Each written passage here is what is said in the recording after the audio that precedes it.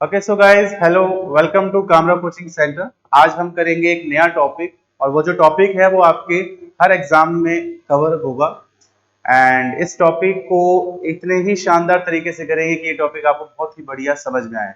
आप चाहे किसी भी एग्जाम की तैयारी कर रहे हैं, आपको हर एग्जाम में इंग्लिश के सिलेबस के अंदर ये टॉपिक जरूर मिलता है।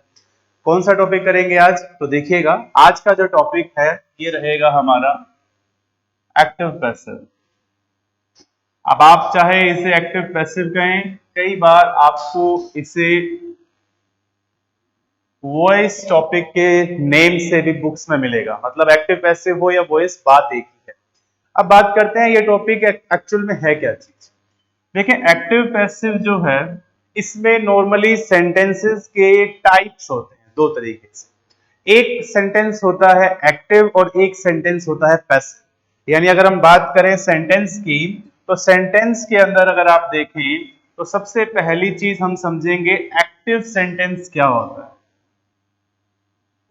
ठीक है, तो एक्टिव सेंटेंस को समझना पहले ज्यादा जरूरी है। एक्टिव सेंटेंस के अंदर क्या होगा, नॉर्मली आपके सेंटेंस का जो सब्जेक्ट होगा यानी पर्सन होगा, वो बहुत ही एक्टिव होगा। एक्टिव होने का मतलब है वो सेंटेंस की स्टार्टिंग करेगा, यानी वो वर्ब को परफॉर्म करेगा और वो उसको पहले लिखा जाएगा। यानी जितने भी हमने टेंस के सेंटेंसेस बनाए होते हैं, उन सब में क्या होता है, सब्जेक्ट आता है, फिर एक हेल्पिंग वर्ब यूज की जाती है, देन हम एक यूज करते हैं वर्ब, और फिर लगाते हैं ऑब्जेक्ट।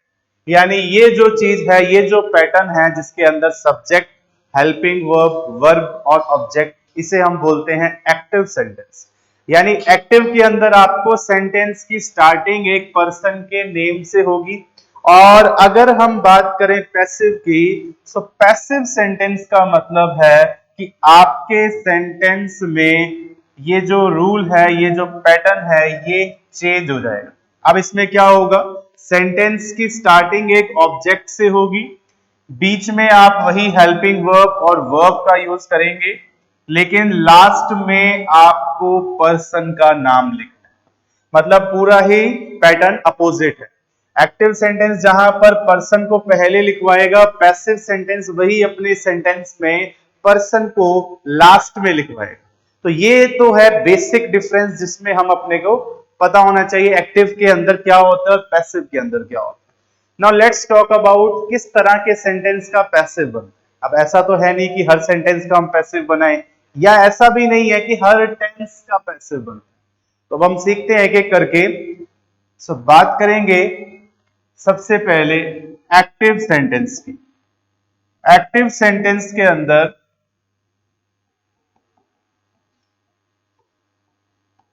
एक्टिव सेंटेंसेस जो होंगे हमारे, इसमें आपको एक चीज याद रखनी है कि जितने भी तरह के हमने टेंस पढ़े, ऑल टाइप्स ऑफ टेंसेस, जितने भी आपने टेंसेस के टाइप पढ़े हैं, they all are in a active voice. All types of sentence tenses are in active form.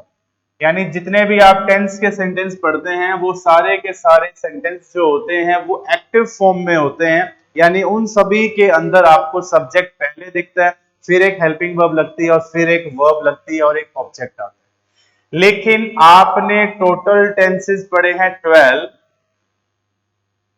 है ना। हमने टोटल 12 टेंसेस पढ़ रखे हैं, प्रेजेंट के 4 टेंस, पास्ट के 4 टेंस और फ्यूचर के 4 टेंस। लेकिन पैसिव वॉइस जो है वो 12 के 12 का नहीं बनता। पैसिव वॉइस जो रहेगा वो ओनली 8 टाइप्स ऑफ टेंस का बनेगा। यानी केवल 8 तरीके के टेंस ही अपने आप के सेंटेंसेस को पैसिव फॉर्म में कन्वर्ट कर। सो 12 टेंसेस में से कौन से 8 टेंस हैं जिनका पैसिव बनता है।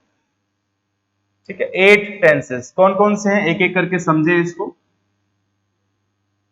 सबसे पहले अगर हम बात करें तो प्रेजेंट टेंस के पहले 3 टेंस, जिसमें आपका सबसे पहला आ गया प्रेजेंट सिंपल, सेकंड नंबर पर प्रेजेंट का कॉन्टिन्यूअस,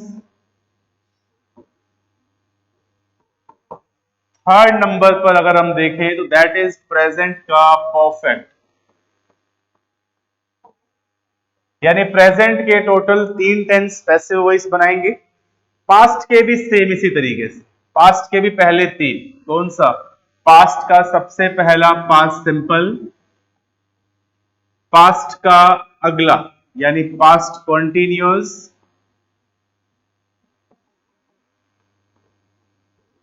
देन बात करेंगे सिक्स्थ नंबर की, तो पास्ट का परफेक्ट,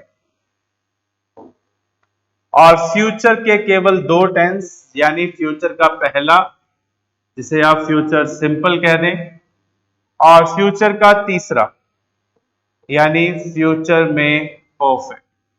अब आप जी समझ लें कि हमने टेंस तो 12 टेंसेस का बनाया है, टेंस में तो 12 अलग अलग तरीके के टेंस पढ़े, पैसिव वॉइस आपको केवल 8 ही टेंसेस का बनाना है, यानी 8 का ही बनता है, बाकी चारों का नहीं बनता।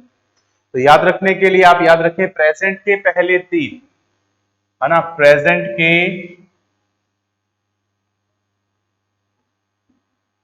तीन स्टार्टिंग वाले, फिर बात करेंगे पास्ट के तीन टेंस, पास्ट के स्टार्टिंग के तीन टेंस, और फ्यूचर में आपको फर्स्ट और थर्ड। इसी तरीके से हम इसी क्रम में पढ़ते हैं, इसी सीक्वेंस में हम अपने टेंसेस को पढ़ते हैं। तो याद रखिएगा प्रेजेंट के पहले तीन टेंस, पास्ट के पहले तीन टेंस, और फ्यूचर में जो आएगा वो है पहला या तीसरा ओनली। तो टोटल 8 टाइप्स ऑफ टेंसेस का आप पैसिव बनाएंगे। अब कुछ और इंपॉर्टेंट बातें जिन्हें जानना बहुत जरूरी है टॉपिक को शुरू करने से पहले। तो एक चीज समझिएगा कि आपके इस सेंटेंस में हर टेंस का टॉपिक या हर सेंटेंस का पैसिव नहीं बनता। सो एक्टिव सेंटेंस, यानी अगर हम बात करें एक्टिव सेंटेंसेस की, तो एक चीज याद रखनी है कि एक्टिव सेंटेंस जो आपको सेंटेंस में व्हाट और whom का आंसर देंगे, एक्टिव सेंटेंस जो आपके आंसर में व्हाट और whom का आंसर देंगे, उसे आप बोलेंगे कि उन सेंटेंसेस का क्या बन जाएगा, पैसिव वॉइस। एक बार फिर से देखें, क्लियर करके वापस से लिखता हूं, समझिए बात को। एक्टिव सेंटेंस यानी सेंटेंस में in which verb is giving an answer,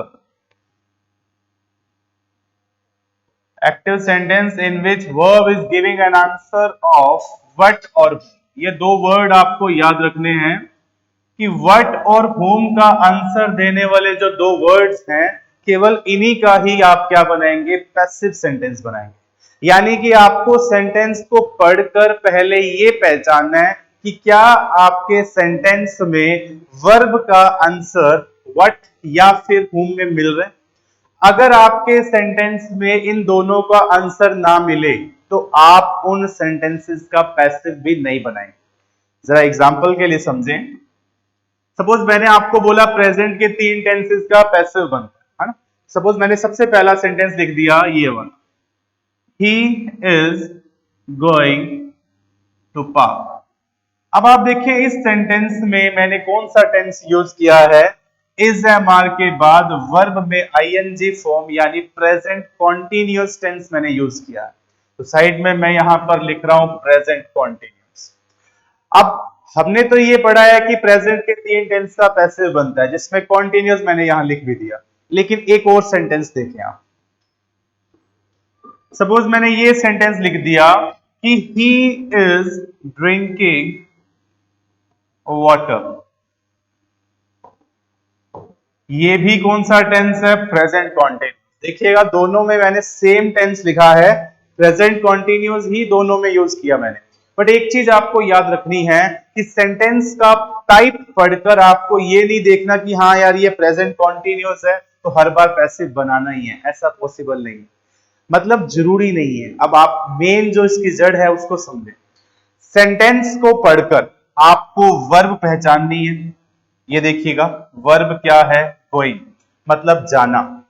और अगर आपको वर्ब अपने साथ वाले वर्ड्स में व्हाट और whom का आंसर दे रही है तब तो आप इसका पैसिव बनाएंगे। देखिएगा ही इज गोइंग मतलब वो जा रहा है, कहां पे जा रहा है, यानी आपको ये जो वर्ड दिया है पार्क, ये आपको वेयर का आंसर दे रहा है, ना कि व्हाट का, है ना ही होम का। मतलब सेंटेंस में आपको ये लिख के दिया है कि ही इज गोइंग, यानी वो जा रहा है, लेकिन कहां पे जा रहा है, पार्क जा रहा है। यानी सेंटेंस के अंदर आपको ना तो व्हाट का आंसर मिला, ना ही होम का आंसर मिला, तो आप इस सेंटेंस का पैसिव नहीं बना सकते। और आपको ऑप्शंस में आपको एक ऑप्शन मिलेगा नन, यानी नो पैसिव, कि इस सेंटेंस का पैसिव नहीं बनेगा, तो आपको पैसिव नहीं बनाना। ऐसा मत कर देना कि हर बार आखिरी वर्ड को पहले लाकर पैसिव बनाएंगे, नहीं, इस सेंटेंस का पैसिव पॉसिबल नहीं है। रीजन क्या है? रीजन ये है कि सेंटेंस में आपको वर्ब जो है वो अपने आंसर में व्हाट और whom का आंसर नहीं दे रही है। व्हाट मीन्स क्या, whom मीन्स किसको या किसका, ठीक है, ये आपको याद रखना है। और अगर सेकेंड एग्जांपल देखें, ही इज ड्रिंकिंग, यहां पर देखें तो वर्ब है ड्रिंक, मतलब पीना। क्या आपको ड्रिंक के साथ वाला वर्ड आंसर दे रहा है? किसका आंसर, क्या और किसको? चलिए देखें, ही इज ड्रिंकिंग, वो पी रहा है। क्या पी रहा है?